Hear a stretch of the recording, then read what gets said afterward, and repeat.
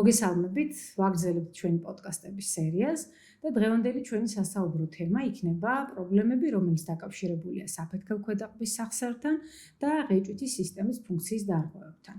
რომელთანაც საკმაოდ ბევრი დისკომფორტი შეიძლება იყოს დაკავშირებული, როგორც არის ტკივილები, სახის მიდამოში, საფეთქელ-ქვედაყბის სახსრებში, კბილების ცვეთა, ბრუქსიზმი, ღეჭვითი ფუნქციის დარღვევა და ასე შემდეგ უამრავი პრობლემა, რომელიც სერიოზულ დისკომფორტს იწვევს ყოველდღიურ ცხოვრებაში.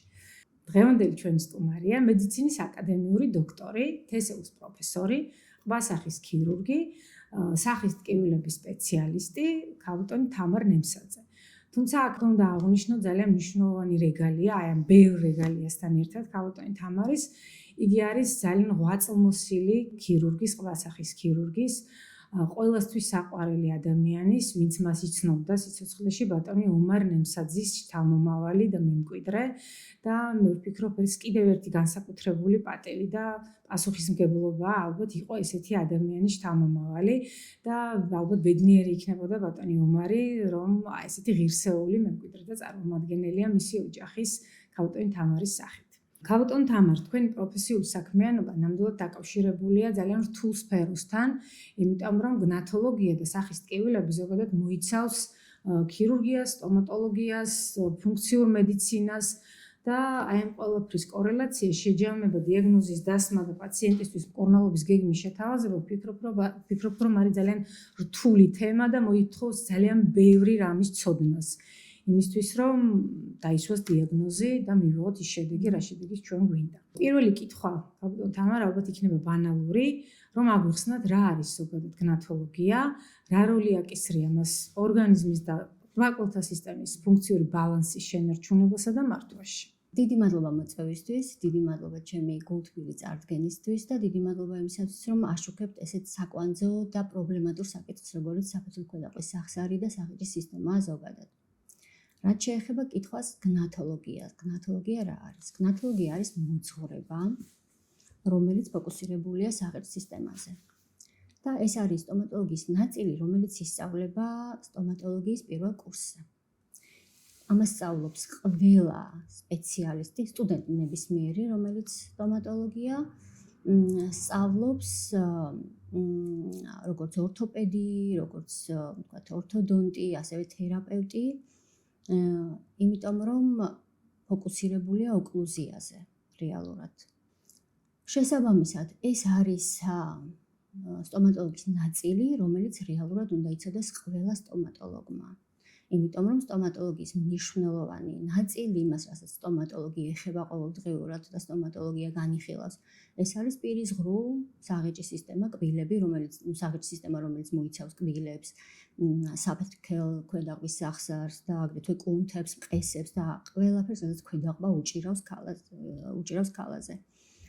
და რაც მთავარია გნათოლოგიას, ეს დარგი არ არის. ჩვენ ვიცით აღიარებული დარგები, როგორც არის თერაპიული სტომატოლოგია, ვიცით ორთოპედიული სტომატოლოგია, ყბასახის ქირურგია, ქირურგიული სტომატოლოგია და ასე შემდეგ ორთოდონტია. მე ვიცი რომ თქვენ აღიქვართ ეს ტერმინი გნათოლოგი და შესაბამისად ამ სიაში გნათოლოგია არ არსებობს. ამ ჩამონათვალში. არა გვაქვს. კი, არა გვაქვს. ამიტომ დარგი, რომელიც რეალურად სწავლობს იმ პრობლემებს, იმ დარღვევებს, დაავადებებს, რომლებიც საფეთქელ-ქვედაყბის სახსრებთან და საღეჭ-კუნთებთან არის დაკავშირებული, ეს არის პირის ღრუს და სახის ტკივილები, რომელიც 2019 წელს ამერიკის დენტალურმა ასოციაციამ აღიარა დარგად. მე-12 დარგად. დარგის სახელწოდება. შეიძლება იყო პირის ღრუს და სახის ტკივილების სპეციალისტი, მაგალითად, შეიძლება იყო ორთოპედი, ორთოდონტი, თერაპევტი, მაგრამ გნათოლოგია, როგორც ესეთი, გნათოლოგია სჭირდება ძალიან დიდი დრო კიდევ იმისთვის, რომ მედიცინაში მიღებული იქნას როგორც მეცნიერულად დადასტურებული მკურნალობის მეთოდი და შესაბამისად დარგიც. რაც შეეხება პირის ღრუს და სახის ტკივილებს, ეს სადღაც 40-50 წელია უკვე ამაზე მუშაობენ მეცნიერები, სპეციალისტები, ასე ვთქვათ, კლინიცისტები და ყოველდღიურად, რა ვიცი, დებენ დასკვნას ამა თუ იმ კვლევის მეთოდზე, დიაგნოსტირებაზე, სადიაგნოსტიკო კრიტერიუმებზე უამრავი კოლოსალური სამუშაო მიდის ათასობით პაციენტზე.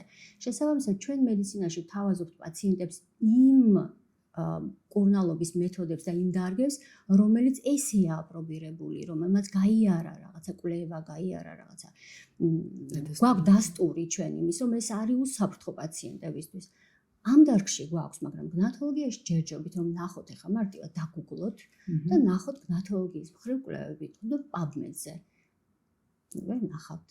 მე ვიცი, რომ თქვენ ყოველწლიურად ამერიკაში ესწრებით ძალიან ცნობილ საერთაშორისო კონფერენციას, სადაც ამ მიმართულებით ფაქტიურად ყველა წამყვანი სპეციალისტი თავის კლინიკურ შემთხვევებს, თავის გამოცდილებას უზიარებს ერთმანეთს და ეს ძალიან მნიშვნელოვანია იმ ცოდნის გასაღრმავებლად, იმიტომ რომ ყველაფერი საბოლოო ჯამში თეორიულ ცოდნასთან ერთად დაკავშირებულია იმ პრაქტიკულ ნიუანსებთან, რაც აი ამ გამოცდილი სპიკერებისგან და სპეციალისტებისგან გაზიარებული, რა თქმა უნდა, ძალიან მნიშვნელოვანია.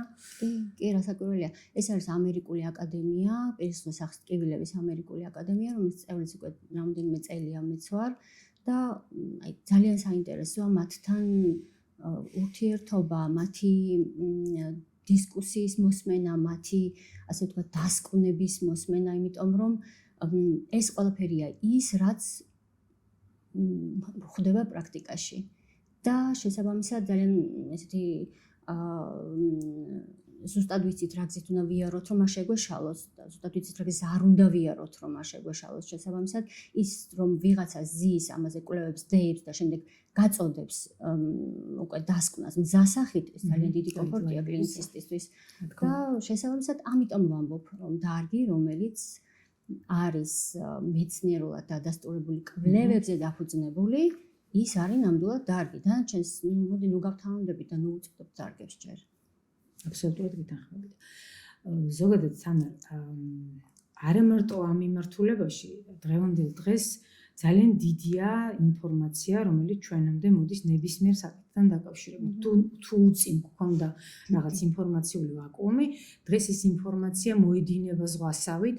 ამიტომ ძალიან რთულია აი ამ მარკეტინგულ ქაოსში და ლაბირინთში არ დაიბნეს ექიმი და სწორად დასვას დიაგნოზი, იმიტომ რომ ხშირ შემთხვევაში ხომ არ ხდება ხოლმე და მე მგონია რომ რაღაც ამ მიმართულებაში ჰიპერდიაგნოსტიკის შემთხვევებს საკმაოდ ხშირად აქვს ხოლმე ადგილი და შენი აზრი მაინტერესებს, რამდენად ხშირია შენს პრაქტიკაში ჰიპერდიაგნოსტიკის შემთხვევები, როდესაც ექიმს იმიტომ არა რომ ასე უნდა. უბრალოდ აი ამ ზოგი სწორი, ზოგი არასწორი ინფორმაციიდან გამომდინარე ცოტა უტრირებას ახდენს პრობლემის, იმიტომ რომ ჩვენ ზოგადად ადამიანების და მათ შორის ექიმებიც ადამიანების ნაწილი ვართ, არიან ექიმები, რომლებიც აი ამ თქვათ ზღვა ინფორმაციის ფონზე ყველაფრის ეშინიათ, არიან ექიმები, რომლებსაც დიდი ინფორმაცია არ აქვს და შესაბამისად არაფრის არ ეშინიათ და რომელთაც აქვთ ცოდნა, გამოცდილება და შეუძლიათ აი ამ ინფორმაციიდან გამომდინარე, რაც მათ ცოდნა გააჩნიათ, სწორი დიაგნოზის დასმა და პაციენტის სწორად მართვა. რამდენად ხშირია ეს ჰიპერდიაგნოსტიკის შემთხვევები და უტრირებული დიაგნოზები? ნახეთ, ჰიპერდიაგნოსტიკა ზოგადად არის გნათოლოგიის ერთ-ერთი შემადგენელი ნაწილი და რატო? გნათოლოგიაში ყველაფერი დაკავშირებულია კბილებთან. კბილების პოზიცია, შესაბამისად ყბის არასწორი პოზიცია და შემდეგ მოსდევს ამას ყბის გასწორება, ეგრეთ წოდებულ სწორ პოზიციაში ჩასმა და მერე ამის შეკავება, გასწორება ბრეკეტით, მერე ამის შეკავება გვირგვინით ან ბჟენით და ასე შემდეგ დაუსრულებელი მკურნალობა, რომელიც რეალურად არ არის სწორი ეს ერთი, მაგრამ ძალიან ბევრი პაციენტი ვეღარ გამოდის ამ მკურნალობიდან, უკანაც ვეღარ იხევენ და ვერ ასრულებენ მკურნალობას სხვადასხვა მიზეზების გამო. ზოგს ის ტკივილი, რა ტკივილთაც მივიდა ექიმთან, ის ტკივილი ისევ აქვს, ან მოუბრუნდა ის ტკივილი და ამიტომ თulis რომ მკურნალობა უნდა გაგრძელდეს კიდევ. ზოგიერთს ის კაცუნი ეგრეთ წოდებული ქონდა და ისევ დარჩა და ვერ იხსნება, რაც არც მოიხსნება რეალურად და ამიტომ გრძელდება ეს მკურნალობა. ამიტომ ყველაფერი არის თავიდან ზუსტად დიაგნოზის არასწორად დასმაში და შესაბამისად შემდეგ უკვე მკურნალო გეგმის შედგენაში. მაგრამ თუ ორიენტირებული ვიქნებით მხოლოდ ყბის პოზიციის გასწორებაზე, თავის ტკივილის შემთხვევაში, ყბის ტკივილის შემთხვევაში, ყურის ტკივილის შემთხვევაში და ყურის დაგუბების შემთხვევაშიც, მაშინ ყოველთვის გვექნება ერთი მკურნალობის სქემა, რომელიც იქნება, რა ქვია მაგას, ყბის პოზიციის გასწორება და შემდეგ ბრეკეტი და შემდეგ კიდე კაცმარცის რა.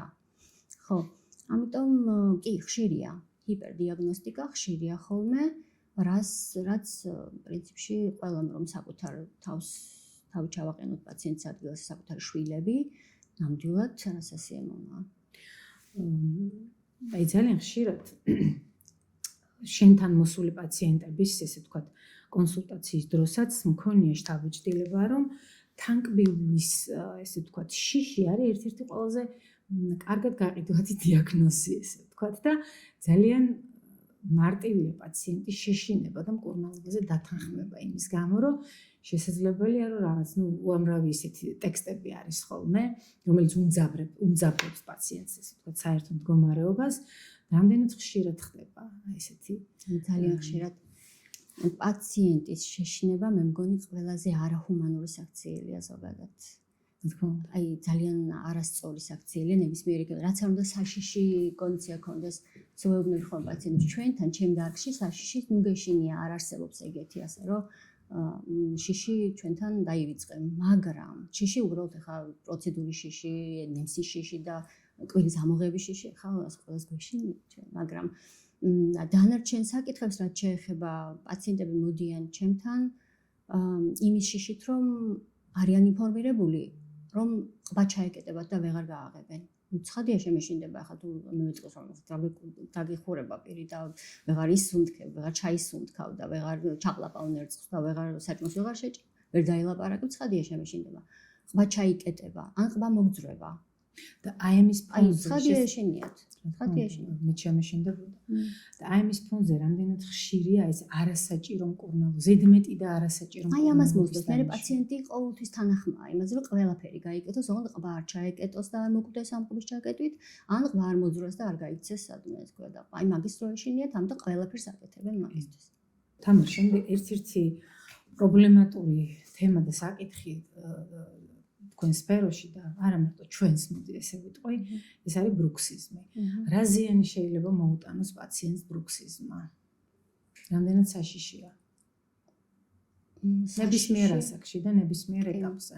საშიში სიტყვა მოდი მაინც დავტოვოთ ბრუქსიზმის შემთხვევაში, იმიტომ რომ ჩვენ თანამედროვე კლასიფიკაციით და თანამედროვე დეფინიციით განსაზღვრებით ბრუქსიზმის არ განვიხილავთ ბრუქსიზმის დაავადებად, განვიხილავთ როგორც რაღაცის სიმპტომად, მეორადად განვიხილავთ, მეორადია რაღაცას ახლავს თან. აი მაგალითად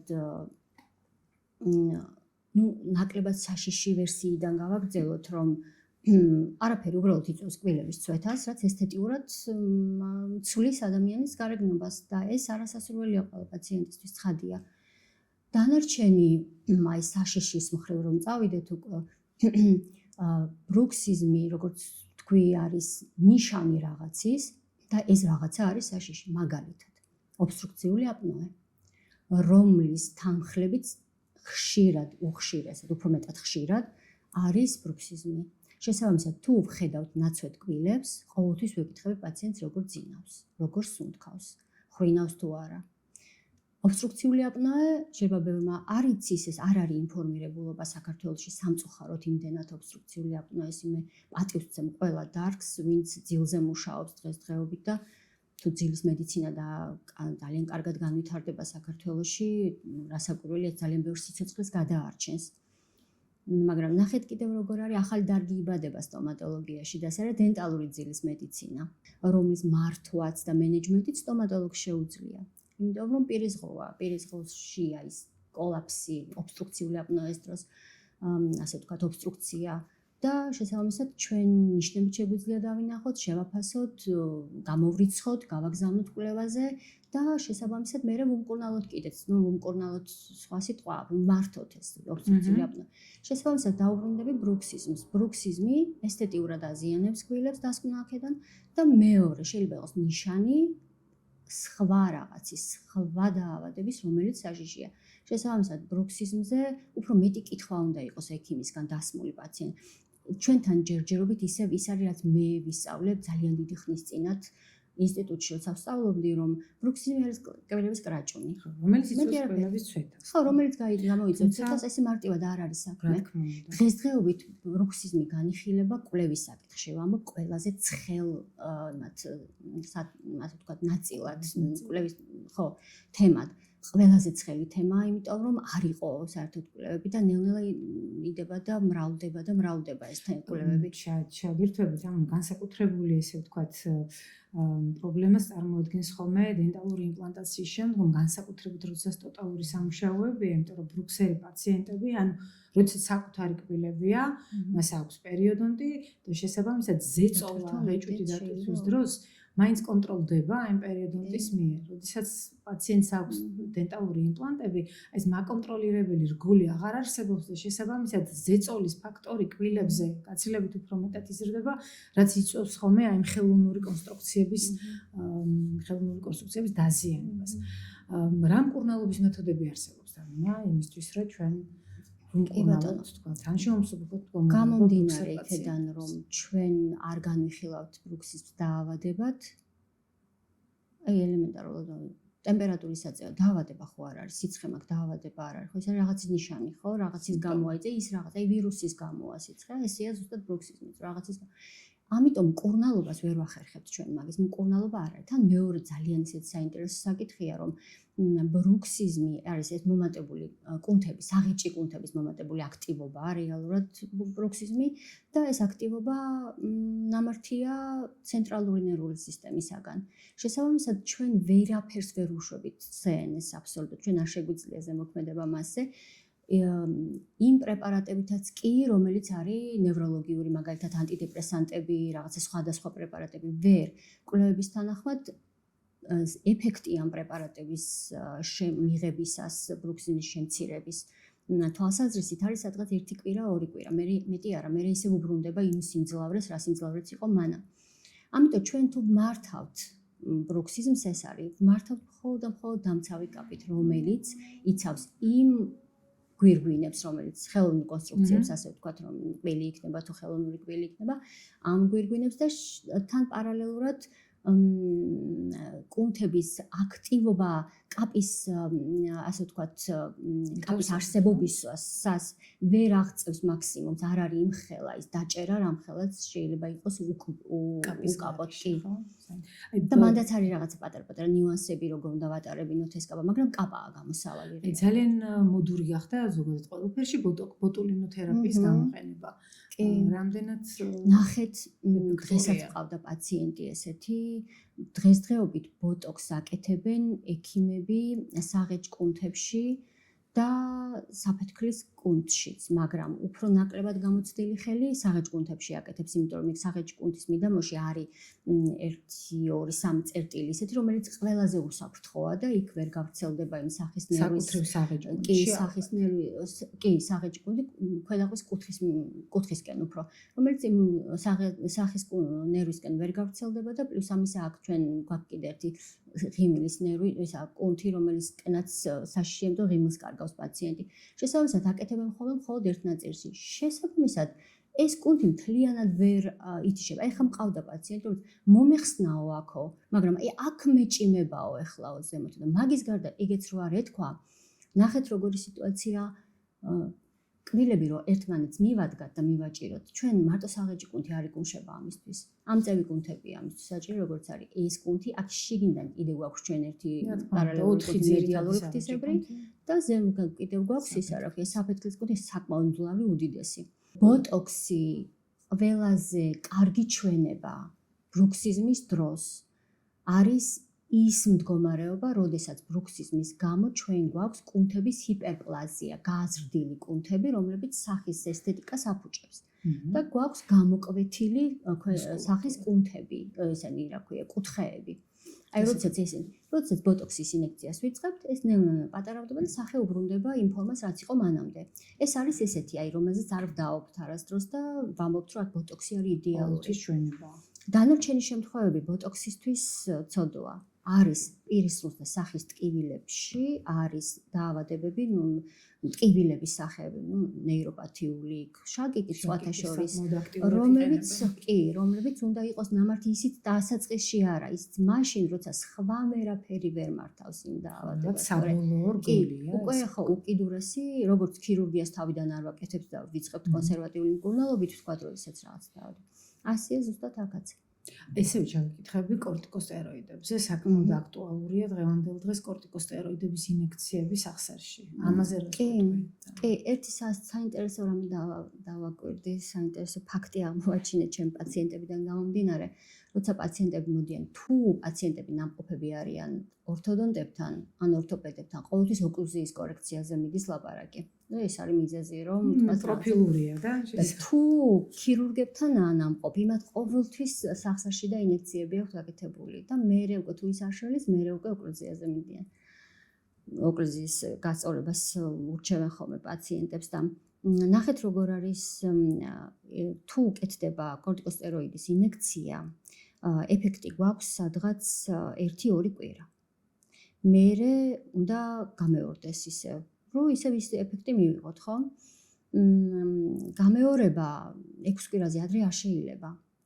და საერთოდაც გაიდლაინი ჩვენ მოწოდებული გვაქვს ერთჯერადი ინექცია. აქ ჩვენ მე როცა სტუდენტი ვიყავი და ეხაც მესმის ბევრი, რომ კურსი კეთდება 5 ინექცია აქეთ, 5 ინექცია აქეთ. და ეს არ შეიძლება, იმიტომ რომ კორტიკოსტეროიდმა გამოავლინა სასახსრის ზედაპირის დაზიანებისადმი მიდრეკილება. ანუ ხო, ამიტომაც არის რომ ერთხელ მეტი ინექცია უკვე არ არის. ერთხელაც ვაკეთებთ მაშინ, როდესაც არის მწვავედ გამოხატული ტკივილები. და ნახეთ როგორი სიტუაცია, როცა ვაკეთებთ სახსარში ინექციას, პრობლემა უნდა გქონდეს სახსარში. უნდა იყოს ართროპათია იქ, უნდა იყოს ართრალგია, სასახსრის ზედაპირის პრობლემა უნდა იყოს და არა ვთქვათ ნებისმიერი ტკივილი, რომელიც პირის გაღებასთან, დახურვასთან და აი ამ ლოკალიზაციასთან არის დაკავშირებული. იმიტომ რომ აქ შეიძლება იყოს ყესის ანთება, შეიძლება იყოს კუნთის ტკივილი, რაღაცა სხვა რბილი ქსოვილები და საერთოდ არ ბეშვაში იყოს სახსარი.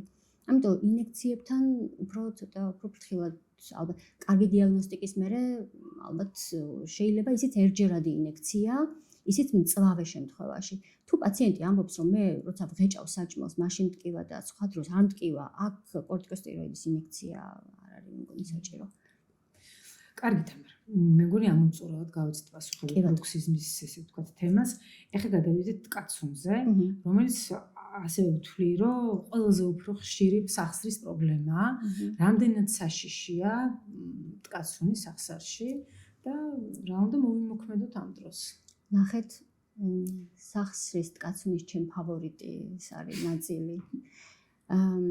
შეხედეთ როგორი მომენტია, პაციენტები არიან ორ ჯგუფად დაყოფილი, სამ ჯგუფად დაყოფილი. ერთი, რომელსაც საერთოდ არ ესმის თავის კაცუნს და არ იცის, რომ სახსარით კაცუნებს თუნდაც ხმამაღლად კაცუნებდეს, რამდენადაც გასაკვირია უნდა იყოს, არ იციან.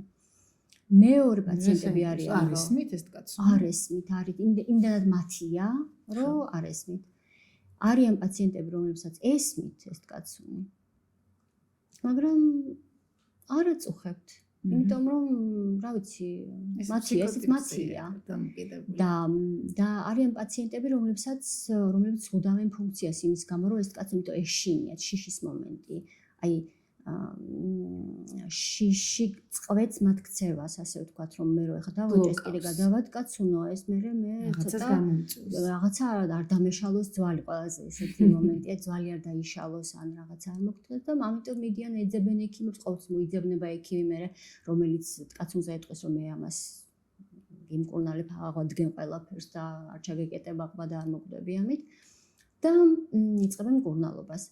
არიან პაციენტები, რომლებსაც არ ესმით და ვიღაცა კეთილშობილი აღმოჩნდება ან ოჯახში ან სამეგობროში და ისინი წუხდებიან ამ და ეუბნებიან შენ ნახე არ გესმის არ გტკივა ან რატო და ამის მერე ძალიან ითრგუნებიან იმიტომ რომ აი არ ვიცოდი არ გამიგია და უცებ მითხრა ვიღაცამ რომ აი მეზობელმა რაღაცა ძმამ და რომ აი ნახე როგორ ხმაურიანია რაღაცა და ბოლო რა არის მერე წუხდებიან იცი მერე მართლა წუხან და ბევრი მყოლია ესეთი რომ აი ვერიდები ვთქვათ სამეგობროში ჭამას იმის გამო რომ არ იმოსნა რა ქვია არ გადკაცუნდეს ჩემი და არ შეწუხდეს ვინმე აი ჩემი სკოლად გავგებარი და უნდა ვმკურნალოთ და აი ხა რაც შეეხება კაცუნის მკურნალობას კითხვა იყო წეღანდელი რომ რამდენად საშიშია ნახეთ საშიში ჩვენმა სახსარმა ისე აქ დალაგებული შემოქმედს ყველაფერი ჩვენს ორგანიზმში რომ ყველაზე საჭირო რაც არის ესეთი კომპენსატორული მექანიზმებიც ბევრი აქვს რა ყველაზე მეტად ადაპტირებადი სახსარია ჩვენი ეს სახსარი მიუხედავად დანარჩენი სახსრები არა ის თუ დაზიანდა და ფუნქციაც ეშლება უკვე და თითი რო ისა ვეღარ გაასწორებ ვეღარ მოხრი ისე როგორც საჭიროა ვეღარ მოიხმარ კიდურს ისე როგორც საჭიროა თუ სახსარია დაზიანდა აქ არა ყოველთვის მოიხერხებს ისე რომ პაციენტმა ღეჭოს ამის ფუნქცია არის ღეჭვა-ყლაპო მეტყველება არც ერთი არ დაირღვევა მაგალითი რომ მოვიყვანოთ ძალიან ხშირად ორთოპედიული კონსტრუქციები თუნდაც ორთოდონტიის დასრულების დროს იდეალური ვერ გამოდის ხო ის თუნდაც ის კონტაქტები რომ შექმნას ესე ძალიან გვინდა ჩვენს პირველი კლასი რაღაცა ეს ღარში ბორცვი თუ რაღაცა როგორც არის ხო ვერ გამოდის ხო ამაზე ხო რამდენი პაციენტი ყოლია გვაყავს ნანახი მეც თქვენს რომ არც სახსარი ატკიებიათ ამით უმეტესწილად მოირგებს ხოლმე სახსარი ამ არსებულ რეალობას არ ვიტყვი არასწორად მაგრამ არასრულ ყოფილ თანკბილვას და ცხოვრობს ჩვეულებრივ პაციენტი ზოგჯერ ჩავხედავთ ორი კონტაქტია სულ მაგრამ მშვენივრად ღეჭავს პაციენტი მშვენივრად აი ზუსტად დღეს მყავდა პაციენტი რომელიც 53 წლის არის და სამკბილზეა კონტაქტი ყველა კვირია კვირის რეაქტივა აი ზუსტად მოერგო საღეჭის სისტემა ეს ახასიათებს საღეჭის სისტემას ზუსტადად და იმ გაურკვეველ გნათოლოგიურ მკურნალობასაც თუ იტანს პაციენტი ეს არის საღეჭის სისტემის დამსახურება მოერგება ხოლმე იმ რაღაცა უდიდეს კონსტრუქციის 24/7 საათიან სპლინტებს და ასე შემდეგ ეს არის საღეჭის სისტემის პლუსი და პატივი უნდა ვცეთ ამ ხანდახან ვეღარ იტანენ ხოლმე და მაშინ ზედმეტი ჩარევის შემთხვევაში ანუ ესე გამოდის რომ კაცუნი ეს არის სიმპტომი რომელსაც ძირითადად მკურნალობა კაცუნი არის სიმპტომი მე გაღარ მithქვამს უკვე კაცუნი არის სიმპტომი რომელსაც ვერაფერს ვერ უზომთ ვერაფერს ერთადერთი ვასწავლით პაციენტებს როგორ უნდა სულ ვეუბნები პაციენტებს რა რომ მოусმინე სახსარს აი მოусმინე თუ რაღაცა იგრძენი ჭამის დროს რა გარკვეული ესეთი ფაქტური საჭმელის დროს თქვა თუ რაღაცა კონსტენციის საჭმელის დროს რომ რაღაცა ვერ მოღეჭე ისე როგორც საჭიროა რაღაცა სხვა დისკომფორტი გაქვს ესე იგი ის არ არის შენი ესე იგი დატვირთვა იმ საკვებით აღემატება შენი სახსრის ამტანობას ძალიან მარტივად და ნუ აატანინებ იმას რაც ატანაც არ შეუძლია შესაბამისად ეს კაცუნი დარჩება ამ დონეზე ძალიან დიდხანს და ნუ ლიტერატურის თანახმად მერე გვეუბნებიან ესე რომ ბევრი წლის მერე კაცუნი კარგავს სიხისტეს და მერე ქრება რაღაც ასაკში მაგრამ ამის პროგნოზი მე არ ვიცი მე არ მინახია ეს ამ ხელა გამოცდილება არ მაქვს რომ მე 20-25 წელი მე კონტროლებინა პაციენტები თუმცა მყოლია ვთქვათ 7-8 წლიანი ხანდაზმულობით პაციენტი როცა მოვიდნენ 7-8 წლის წინ ჩემთან და ზუსტად ისეთივე მდგომარეობაში არიან დღეს არაფერი არ გართულებულა ჩვეულებრივ ღეჭავენ ჩვენ უბრალოდ ისეთ კაცუნებს თუ არ მოუვლით მე იცის ხოლმე გაჭედვა სახსარმა ესეც როგორი მომენტია იცით იმ მომენტში აღელვებს პაციენტს იმიტომ რომ ვერ აღებს ეშინია აძალებს გაღებას პირს რაღაცა მოვლაში რა იგულისხმებათ აი ზუსტად ეგ რომ არ დავაძალოთ იმის გაკეთება რაც არ შეუძლია არ იტანოს აი ეს არის თამარ ჩვენ არაერთხელ აი ამ სიმპტომების ჩამონათვალში რაც უკავშირდება ღეჭვის სისტემას და ყლაპოთა სისტემას არაერთხელ აღნიშნეთ ტკივილი სახის მიდამოში მათ შორის არის თავის ტკივილი შესაძლებელია თუ არა რომ უკავშირდებოდეს თავის ტკივილი სახსრიდან წამოსულ პრობლემას სწორად დასმული კითხვაა და რატო ძალიან ბევრი პაციენტი მყავს ისეთი, რომლებსაც აქვთ ესეთი სახის სახსრს ნუ დავარქმევ, საღეჭი სისტემის ტკივილი, ასოცირებული, თქვათ, რომელიმე თავის ტკივილთან. ან შეიძლება ირადირებული? იცით რა, ირადირებული ტკივილი სხვა რაღაცაა, სხვა რამეა, მაგრამ აი თავის ტკივილი როდესაც არის და თქვათ ეს არის ძირითადად ორი ტიპის თავის ტკივილი ხოლმე, რომელიც მეძირეთან ხდება, ეს არის დაძაბულობის თავის ტკივილი და შაკიკი. შაკიკთან მიმართებაში ძალიან საინტერესოა ის ფაქტი, რომ თუ პაციენტი არის შაკიკის მატარებელი, ანუ შაკიკი აქვს ხშირია ხოლმე მეორადად თანდართული უკვე საღეჭის სისტემის ასე ვთქვათ დარღვევა რომელიმე ანუ მიალგია, ართრალგიებით, უშუალოდ სახსრიდან გამოწვეული ტკივილი. ეს ძალიან საინტერესოა, უბრალოდ ამ დროს ძალიან ესეთი აუცილებელია მე ჩემთან ძალიან ბევრი პაციენტი ყოფილა ისეთი, როცა ისე გნათოლოგიური სპლინტებით ხდება შაკიკის მართვა. ახანაც არის, იმიტომ რომ რატომღაც არის ესეთი წარმოდგენა, რომ თუ კბილები გასწორდება და ქვედაყბა ეგრეთ წოდებულ სწორ პოზიციას დაუბრუნდება, თავის ტკივილიც ალაგდება. არა, არის თავის ტკივილის ტიპი, რომელიც თუ გაქრონიკულდა და ეს არის 15 დღეზე მეტი, თქვათ 15 დღე თვეში, მერე უნდა აუცილებლად მართოს სპეციალისტმა, ეს არ შეიძლება ჩვენგან იმართოს სტომატოლოგებისაგან. ამიტომ ძალიან მჭიდრო კავშირი მაქვს მე პირადად ნევროლოგიასთან. და ნავთი მე ძალიან აუცილებლად უნდა აღვნიშნო და მადლიერება გამოვხატო ბატონი გოგიტა გეგელაშვილის მიმართ, იმიტომ რომ თითქმის ყოველდღიურად მიწევს პაციენტების გადამისამართება მასთან და ესენი ესეთი გარკვეული ტიპის პაციენტები არიან. ნახეთ როგორი ან არიან ისეთი პაციენტები, რომელსაც საჩემო არაფერი არ აქვს, მიუხედავად იმისა, რომ რაღაცა გარკვეული ტკივილები აქვთ აი ამ მიდამოებში, ეს არ არის ჩემი საქმე და ვიცი რომ ეს უნდა იმართოს სუფთად ნევროლოგის მიერ.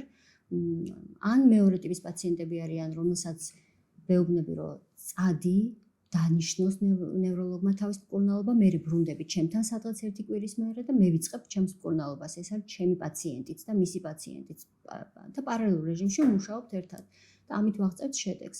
ანუ კითხვაზე პასუხი საღეჭის სისტემიდან გამოწვეული თავის ტკივილები თუ არსებობს, პასუხი არის ესეთი, რომ ერთი შეიძლება იყოს ის, რომ ტკივილი ირადირებდეს, თქვათ, საღეჭის სისტემიდან ზემოთ თავისკენ და იწევდეს, თქვათ, იქ საფეთქლების ტკივილს და ასე შემდეგ. მეორე შეიძლება იყოს დაძაბვითი ტიპის ტკივილი, რომელიც ასევე თავის ტკივილების რიგს მიეკუთვნება და გამოწვეული იყოს ისევ იმით, რომ თქვათ, აქ რაღაცა პრობლემა არის საღეჭის სისტემაში. გასაგებია. თამარ, წერამ თქვით, რომ ორთოდონტიული მკურნალობა ხშირ შემთხვევაში არ გვაძლევს ხოლმე რაღაც იდეალურ შედეგს. შეიძლება თუ არა, რომ ორთოდონტიული მკურნალობით ჩვენ მივიღოთ გასწორებული კბილები, მაგრამ სერიოზული პრობლემები გაჩნდეს სახსარში და თანხმობასთან მიმართებაში. სწორი ორთოდონტიული მკურნალობა არის ესთეტიკის და ფუნქციის კომბინაცია. როცა ესთეტიკით არ დაირღვევა ფუნქცია, ეს არის იდეალური შედეგი.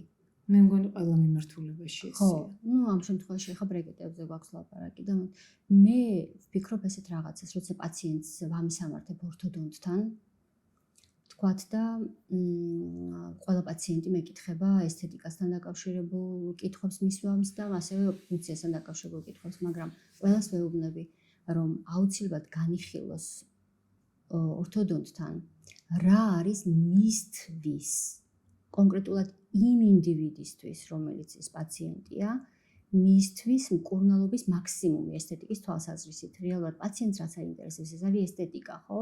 რომ კონდეს ლამაზი კბილები.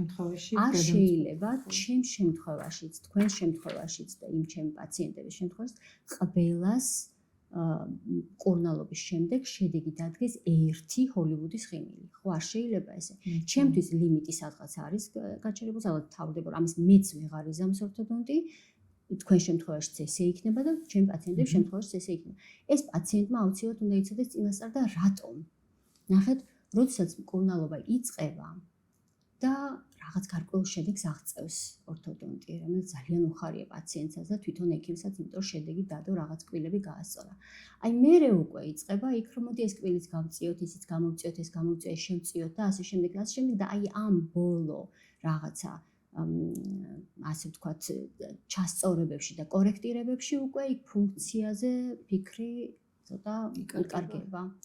რაც მერე აზიანებს აუცილებლად აი ამ ღეჭვის აქტს, მერე ლამაზი კბილებით პაციენტები ცოტა ვეღარ ღეჭავენ ისე როგორც საჭიროა, ძალიან არასასურველი და დარწმუნებული ვარ არც ერთ ექიმს არ უნდა რომ რაღაცა დისკომფორტი ქონდეს პაციენტს, მაგრამ იქ შეიძლება ტკივილი წამოვიდეს, იმიტომ რომ კბილები თავისთვის არიან ლამაზად, მაგრამ ვერ თანხვდებიან და არ არიან ჰარმონიაში სახსართან და გუნდებთან და აი მაგიტომ რომ ველა თანკბილვა ვერ სწორდება ბოლომდე.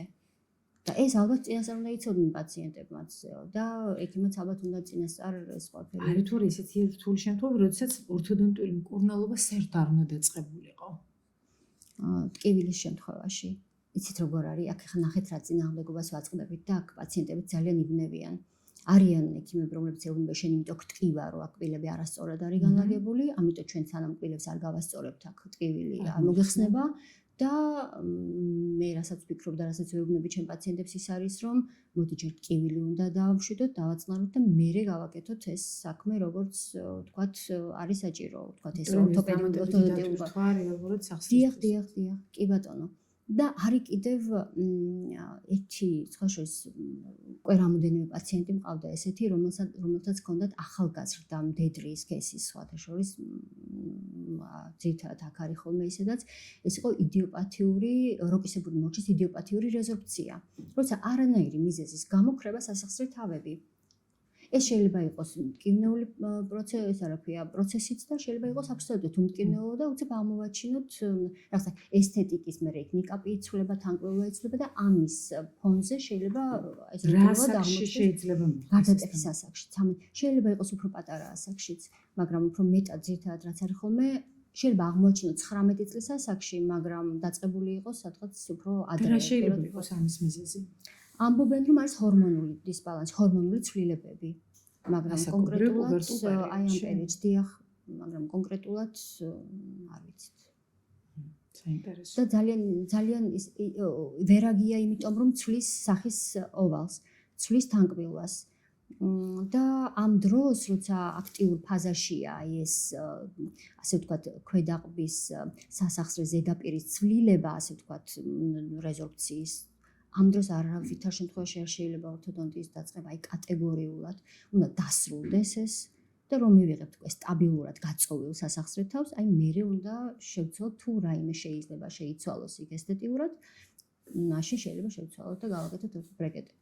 ну ამ შემთხვევაში შესაძლებელია რომ აი შემდეგი კითხვა მქონდა ესეთი რომ შეიძლება თუ არა პირიქით გააუარესოს სახსრის მდგომარეობა ბრეკეტებმა ანუ ეს სიტუაცია ზუსტად თორემ შესაძლებელია რომ არ გააუარესოს არამედ ძალიან რთულ შედეგამდე მიიყვანოს ბრეკეტებით მკურნალობა ამიტომ ხშირ შემთხვევაში როდესაც ორთოდონტიული მკურნალობა იგეგმება ალბათ სწორი იქნება რომ არა მარტო ყვავილთა სისტემის, არამედ სახსრების ფუნქციაც შემოწმდეს და გენათოლოგთანაც გადამისამართეს პაციენტი. კი, უბრალოდ აი ეს მომენტი, ის ხედვა, რომ ის პრობლემა რაც სახსრაშია, ეს აუცილებლად კბილების გასწორებით მოვაგვარებთ. მე რო სტუდენტი ვიყავი, მაშინ იმასაც ვამბობდით, რომ ბრუქსიზმი თანკბილვის ბრალია. დღესაც მესმის ეს. ცოტა ესეთი თანკბილვა რახან არის, ნუ თანკბილვას გავასწორებ ბრუქსიზმი გაეროს, არ არის ასე. არც ტკივილი არ არის თანკბილვის ბრალის შესაბამისად, ასე თუ მიუდგებით, რომ ტკივილისთვის მოდი გავასწოროთ კბილები, არ არის სწორი, იმიტომ რომ ბრეკეტებს თავისი გარკვეული დატვირთვა აქვთ სახსარზე ისედაც. და ეხა ართრიტიან სახსარს რომ კიდევ დავტვირთავთ მიალგია როდესაც გვაქვს და იქ რაღაცა გავწევთ და გამოვწევთ ისე ძალებით ამ ქვედაყბას როგორც ხანდახან ძალიან არ მიყვარს ის რეზინები, მაგრამ აუცილებელი კომპონენტია მკურნალობის ეს უფრო დაამძიმოს ცხადია მდგომარეობას. მოდით ამარ გადავიდეთ შემდეგ საკითხზე, ეს არის ან ფაქტიურად დღევანდელ დღეს არის ჰოლივუდის ღიმილის და ესთეტიური სტომატოლოგიის ბუმი, ესე ვთქვათ, რომლის ფარგლებშიც ორთოპედებს ძალიან ხშირად უწევს თანკბილვის სიმაღლის შეცვლა. რამდენად საშიშია თანკული სიმაღლის ცვლილება, ძირითადად ალბათ სიმაღლის აწევაზე უფრო ხშირად არის ხოლმე საუბარი ვიდრე პირიქით და საჭიროა თუ არა ამ დროს შესაბამისი სპეციალისტის ჩართულობა და რა საფრთხეებთან შეიძლება იყოს დაკავშირებული ზოგადად თანკული სიმაღლის კორექცია. მე არ ვარ ორთოდონტი, არ ვარ ორთოპედი, ორთოპედი ამ შემთხვევაში. და შეიძლება თუ ორთოპედი მომისმენს ახლა, იფიქროს რომ ამას რაენაღლება ხეს არ აკეთებს და ამიტომ, მაგრამ ჩემი ცოდნის ფარგლებში პასუხი ამ კითხვაზე რა კითხვაც ახლა თქვენ დასვით არ გაცილებით უფრო მარტივი, ვიდრე დღევანდელმა ეგრეთ წოდებულმა თანამედროვე სტომატოლოგიამ მოიტანა რაღაცა სირთულე, რომ აქ რამდენი მილიმეტრია მიზანშეწონილი, რამდენი ზუსტად რეცეპტი უნდა ყველას, რომ რამდენი მილიმეტრი ავწიოთ, ჯერთი ყველა ადამიანი ინდივიდუალურია და ინდივიდუალური სიმაღლე იქნება, ხო?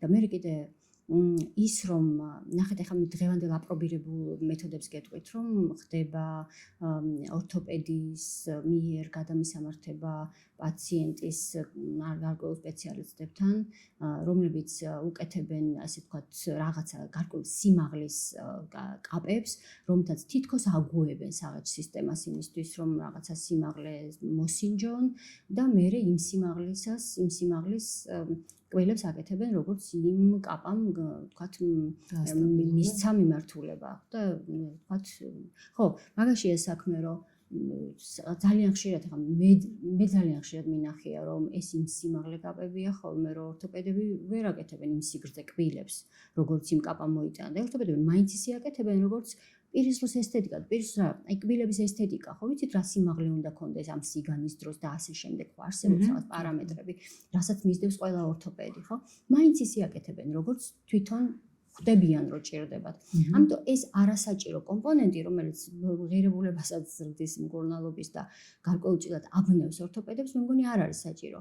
ამ შემთხვევაში ესეთი ხაშეს ერთხელ უკრაინაში მოვისმინე ჩემი მენტორის დაუსვეს ესეთი კითხვა და მან უპასუხა ესეთი რაღაცა რომ შენო რასაც თვლიო ესთეტიკისთვის საჭიროდო კბილის სიმაღლესო აი სიმაღლე გაუკეთეო დროებითებზე გაუკეთეო და დააკვირდიო რაღაც პერიოდშიო აი დასტაბილურებას რასაც ეძახიან და შეგუებას რასაც ეძახიან აი პლასმასის კბილებზე ჩვეულებრივ შეიძლება რაღაც სატესტო რეჟიმით ზუსტად და მერე გააკეთოს უკვე მუდმივი კბილებიო აი ესეთი პასუხი გასცა და მეც რომ მეკითხებიან მეც ამას ვცემ ამ პასუხს იმიტომ რომ სხვა მეტი ლოგიკური აქ ვერაფერი დანარჩენი უკვე ნახეთ აი ეს ფიზიოლოგია კი არა ის წესები და კანონები რომლებიც ჩვენ ინსტიტუტში ვისწავლეთ რომ უნდა იყოს ფუნქციური კონტაქტი უნდა იყოს ესეთი კონტაქტები უნდა იყოს აი ამის გათვალისწინებაა ის რომელიც მე რაღაც სერიოზულ შეცდომას აღარ გვაშვებინებს უკვე მკურნალობაში ჩვენ და კიდევ გვეხმარება სახსრის ძალიან მაღალი კომპენსატორული უნარები იმისთვის რომ პლუს ეს რაღაცა ღვთისგან დალოცვილი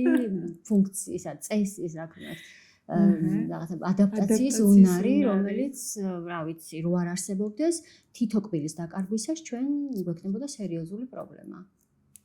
თუმცა ყველაფერი ინდივიდუალურია, ყველა ორგანიზმი სხვადასხვანაირად რეაგირებს აი ყველაფერზე და არის შემთხვევები, როდესაც შესაძლებელია რომ მართლა ერთი კბილის დანაკლისმა გამოიწვიოს სერიოზული ან ერთი გვირგვინის, ერთი კერამიკული გვირგვინის გაკეთებამ და ნახეთ როგორ არის პაციენტები გამოკვლეულია და არიან ესეთი რაღაც ნახეთ გენეტიკურ დონეზე აქვთ ამ პაციენტებს ისეთი სენსიტიურები არიან რომ რაღაც ტკივილისკენ მიდრეკილი პაციენტები ქვიათ მაგათ იმდენად სენსიტიურები არიან რომ რაღაც აი ოდნავ ცვლილება რაღაც მიკრონის ცვლილებაც კი მათთვის არ არის კომფორტული და მერე იწყება უკვე რაღაცა აკვიატება რომ ის ერთი მომენტი არ მოსწონთ მერე იმას მერე მეორე გვირგვის უმატებენ ზოგჯერ რომ გაათანაბრონ თითქოს იმას ემატება კიდევ მერე მესამე და მერე საერთოდ ხსნიან ახალსაკეთ მერე სხვა ექიმთან მიდის ძალიან ისეთი დატვირთული ანამნეზი აქვთ ხოლმე ამ პაციენტებს მაგრამ საბოლოო ჯამში ძალიან არც ახლა სამდენად უნდა ჩაისვას მაგრამ ეს მართლა ეს საინტერესოა რა ნახე როგორ გვეუბნებიან რომ ესეთი აკვიატებული მომენტი როდესაც არის ვასწავლითო პაციენტებს არ ვცვლითო ვასწავლითო პაციენტებსო რომ როგორ უნდა შეეგუოსო ეს მისია ეს მისია ზოგს აქვს რომ რაღაცა მაქვს გაკვეხებული კბილებს შორის რაღაცა მაქვს და სულ რაღაცით დადის რომ ის გამოიღოს ის რაღაც შემთხვევაში არ არის აბსოლუტურად და აი ამის მართვა არის ძალიან ცოტა ფსიქოლოგიის დონეზე არა ფსიქოლოგით არამედ ექიმმა უნდა დაარწმუნოს პაციენტს რა ძალიან რთულია ხოლმე წაღანოს თქვით, რომ ბუმია ეს ესთეტიური სტომატოლოგიის, რასაც ხშირ შემთხვევაში მივყავართ ხოლმე სერიოზულ პრობლემებამდე და ყოველთვის ვამბობთ, ანუ წაღან მკურნალობა გულისხმობს იმას, რომ ესთეტიკასთან ერთად აუცილებლად უნდა ვიფიქროთ ფუნქციაზე. მით უმეტეს დღევანდელ დღეს მედიცინაში, ზოგადად მედიცინაშიც და მათ შორის სტომატოლოგიაშიც ესეთი ტერმინი ყველას გვახსოვს, სილამაზე მსხვერპლს მოითხოვს. თანამედროვე სტომატოლოგიაში სილამაზეს მსხვერპლი არ უნდა შევწიროთ, ესე ვთქვათ, ზვარაკად. ამიტომაც ძალიან რთულია იმ ბეწვის ხიძზე სიარული, რომელიც ჩვენ მოგვიტანს ლამაზღიმილსაც და ესთეტიურად ლამაზღიმილსაც და პლუს ამას გვექნება ფუნქციურად გამართული სამუშაოც. რამდენად ხშირია შემთხვევები, როდესაც აი ესთეტიურმა, ესე ვთქვათ, გვირგვინებმა და ვინირებმა კი არ გაალამაზა პაციენტი, არამედ პირიქით უფრო დააზიანა. რამდენად ხშირად გქონია ესეთი შემთხვევები, თამამად ხშირად მიგმართავენ ესეთი პაციენტები, როდესაც მეტნაკლებად გალამაზებული ღიმილით, მაგრამ საშინელი ტკივილებით და დისკომფორტით ცხოვრობენ. იცით რა, მე არ მინდა ვთქვა, რომ ხშირია ესეთი პაციენტები, ხა მე ამ პროფილში ვმუშაობ და ჩემთან ესეთი პაციენტები ხვდებიან. მაგრამ არიან ესეთი პაციენტებიც, მაგრამ არ ვამბობ, რომ ვთქვათ, ბევრია. ყველა ექიმს ყავს და ყველა кейსი შეიძლება ესე გართულდეს, ყველა კლინიკურ შემთხვევა ესე გართულდეს. არ ვამბობ მაგას. უბრალოდ ჩემთვის სპეციფიური ეს დარგია, ეს აქ მუშაობ და ჩემთან არიან ესეთი პაციენტები, რომელსაც მართლა სილამაზე უნდათ და ტკივილი მიიღეს, ესეთი პაციენტები არიან. აქ სად დაირღვა ბალანსი და რა იყო წინაპირობა იმის, რომ ვთქვათ, შემდეგ ტკივილი დაეწყოთ ამ პაციენტებს, მაგას ვერ ვიტყვი. უბრალოდ იცით რა არის? ძალიან ხშირია პაციენტების თანკბილვა, ბუნებრივი, ვთქვათ, პროგენია. ხო? გამოშლილი კბილები, რომელსაც ესე ორთოპედი ამას ასე არ დატოვებს, ცხადია, შეწევს კბილებს აუცილებლად და გაასწორებს ისე, როგორც საჭიროა. რაც საუცილებელი პირობაა იმისთვის, რომ ლამაზი იყოს, აბა ისთვის იკეთებს ადამიანი ლამაზ კბილებს, ხო? მაგრამ ნახეთ, ეს შეწეული, გასწორებული კბილები უკვე ამ პაციენტის პირის ღრუსთვის არ არის ბუნებრივი, იმიტომ რომ იქ ჩვენი სერიოზული კუნთოვანი ორგანოა გენა, რომელიც ზომაც განსხვავდება ყველა პაციენტში და ეს შეკაჩული კბილები უკვე ამ ენას ზღუდავს. ენას არ უყვარს შეზღუდვა. არ უყვარს ატომღაც ესე ყოველთვის. ხო და შესაბამისად, როცა ენა იზღუდება და ენა ძალიან ისეთი კავშირი აქვს საღეჭკუნთებთან ზოგადად. თუ ენა არის დაჭიმული, საღეჭკუნთები არ დაჭიმული. ენა არის მოშვებული კბილი, საღეჭკუნთებიც მოეშვება და დარბილდება. ამიტომ თუ ენა აქვს დისკომფორტი, იქ უკვე იწყება ხოლმე დისკომფორტი საღეჭკუნთებში, საფეთქლის კუნთებში და რაღაცა ძალიან ხშირად ფიზიკურადაც ეთყობათ ხოლმე უკვე იქ რაღაცა პაციენტი მყავდა ერთის და ოთხკუთხედი გამიხდაო სახეო და რატო მე მინდოდა რომ უბრალოდ კბილები გამიკეთებინაო, იმდენად იყო უკვე გაზრდილი ზომაში კუნთები. კი. ამიტომ ესეა. თამარ, დასასრულისკენ მივდივართ და აი ესეთი ბლიც კითხვებს დაგისმევ. რა ჩვევა ყველაზე უფრო საშიში ბავშვებში, რომელიც ძალიან მავნეა საფეთქილ ქვეტყვის სახსრისთვის და ყურადღება უნდა მიაქციონ მშობლებმა და ბავშვებმაც რა თქმა უნდა. ბავშვებს გააჩნია რა ასაკობრივ ჯგუფს გულისხმობთ, უფრო თინეიჯერების მოდი ესე ვთქვათ, რაღაც დაწყებული სკოლამდელი ასაკიდან სასკოლო თინეიჯერული. კი ბატონო. ფრჩხილების კვნეტა, სხვა საგნების კვნეტა. და ყველაზე ასე ვთქვათ, ხშირი ასაკობრივი ჯგუფი, რომელიც ჩემთან ხვდება ხოლმე უკვე ჩამოყალიბებული კაცუნით და დისკომფორტით სახსარში, ეს არის სადღაც 12 წლიდან 18 წლამდე ბიჭები, უმეტესად გოგოებიც, მაგრამ უფრო მეტად ბიჭები, რომლებიც ერთხელ თუ აღმოაჩინეს, რომ კაცუნებს სახსარი, მერე ათამაშებენ ხოლმე სახსარს. სხვასაც ასმენინებენ, სხვასაც ართობენ, თავსაც ირთობენ და მერე უკვე ყალიბდება ქრონიკულად კაცუნი. და ეს ქრონიკულად ჩამოყალიბებული უკვე შეცვლილი ანატომია, რომელიც უკვე ბევრჯერ მithქვამს ძალიან, შეცვლილია უკვე სახსარი და იმას ვერაფრით ვერ დააბრუნებ იმ კომპონენტებს უკან თავის ადგილას, რომ აღარ იტკაცუნოს სახსარმა. შესაბამისად, კაცუნი რჩება მუდმივად. ამიტომ აი ესეთი გამეორებადი რაღაცა თამაში საკუთარ რაღაცა საღერჯ სისტემასთან ეს არის ყველაზე მავნე რაც შეიძლება მოხდეს.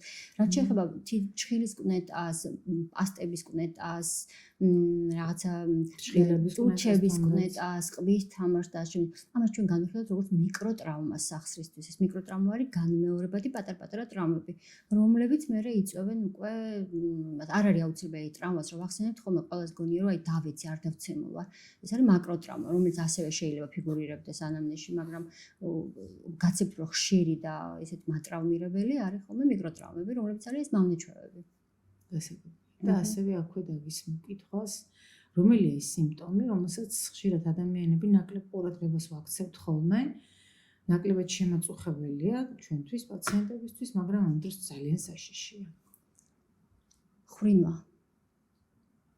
ხრინვა, რომელიც ყველას გონია, რომ არის ძალიან ისეთი გასართობი თემა, როცა ვიწყებ ხრინვაზე ვაპარაკს, ყველას უხარია რადგანაც ყველა ღიმილით მისმენს, მაგრამ არ არის. ეს არის არასრულფასოვანი, ხო, გარშემოყოფებისთვის ყველაზე მეტად შემაწუხებელია ხოლმე ხრინვა, თვითონ არიან ბედნიერები მხრინავი პაციენტები, თორემ გვერდზე ვინც ყავთ, ისინი ძალიან წუხდებიან, მაგრამ ნახეთ როგორ არის არასრულფასოვანი ძილი, რომელიც თუ არ არის არასრულფასოვანი, ეს არის საფუძველი ყველა უბედურების ორგანიზმში. ანუ გამოდის რომ მარტო გარშემომყოფებისთვის არ არის შემაწუხებელი, მისთვისაც ძალიან დამაზიანებელი. ეს არის მისი ორგანიზმისთვის დამანგრეველი, რასაც ქვია, ყველა სისტემა, ასე ვთქვათ, წუხდება აი ამ არასრულფასოვანი ძილით.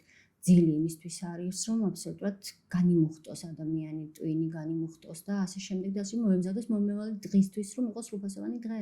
მაგრამ ხრინვა, ვინაიდან ეს არის არასრულფასოვნად სუნთქვის მომენტი არასრულფასოვანია, ძილიც არასრულფასოვანია. შესაბამისად, ხრინვა ძალიან ხშირად თან ახლავს ხოლმე ზუსტად ის ობსტრუქციული აპნოე, რომელზეც ძალიან ბევრს ვაპარაკობ ხოლმე მე, იმიტომ რომ საკმაოდ საშიშკონცია პაციენტებისთვის. არსებობს რაიმე საშუალება, რომელთაც ჩვენ შეგვიძლია ამ პრობლემასთან ბრძოლა. აი ნახეთ, წეღან თქვი, რომ ნელ-ნელა ჩნდება ახალი დარგი, რომელიც არის დენტალური ძილის მედიცინა. რომელიც დღესდღეობით არის ნაწილი პირისროს და სახის ტკივილების. მე როდესაც პირველად წავედი ამერიკაში და დავესწარი ლექციების კურსს, ეს 2017 წელს, მაშინ მახსოვს რომ გაკვირვებული დავრჩი, როცა მთელი 4-5 საათი ვისმენდი ლექციას ძალიან კარგი ქალბატონის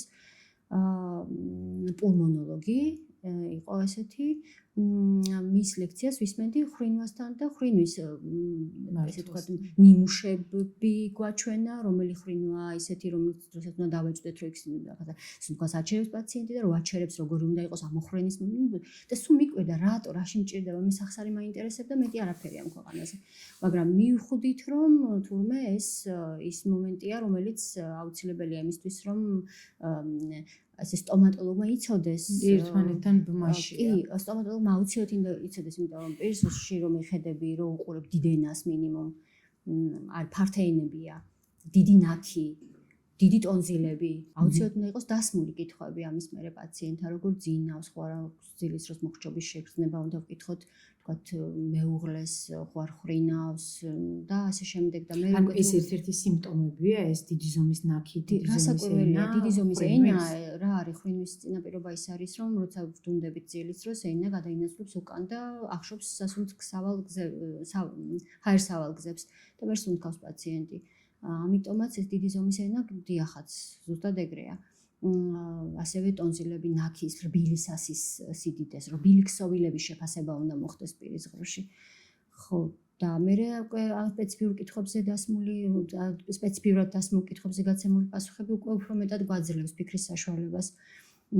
და თუ თქვა ეჭვი გვაქვს იმასთან დაკავშირებით, რომ აქ ხრინვის გარდა კიდევ რაღაც თქვათ არის თქვათ იქ სუნთქვის გაჩერების მომენტი, რასაც აპნოე ქვია, მერე უკვე აუცილებლად უნდა, რა ვიცი, აუხსნათ ჯერ პაციენტს, რომ ეს საშიში მდგომარეობაა.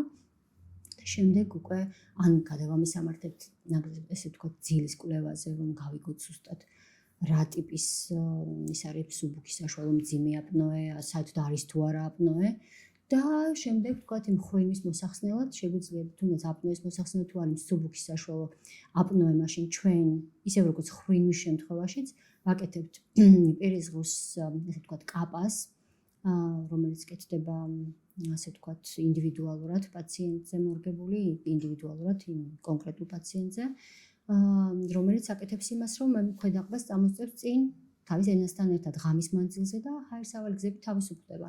პაციენტი სუნთქავს თავისუფლად, აღარ ეს აქვს. კაპა საქართველოში მზადდება? იცით რა, საქართველოში არ გვაქვს ჩვენ სპეციფიური ლაბორატორია იმისთვის, რომ ეს კაპა დამზადდეს. არ ვაგზავნებთ. მე პირადად ვაგზავნი ფაილებს და ევროპიდან ჩამომდის მზა კაპა, რომელსაც მე პაციენტებს ვაბარებ ხოლმე.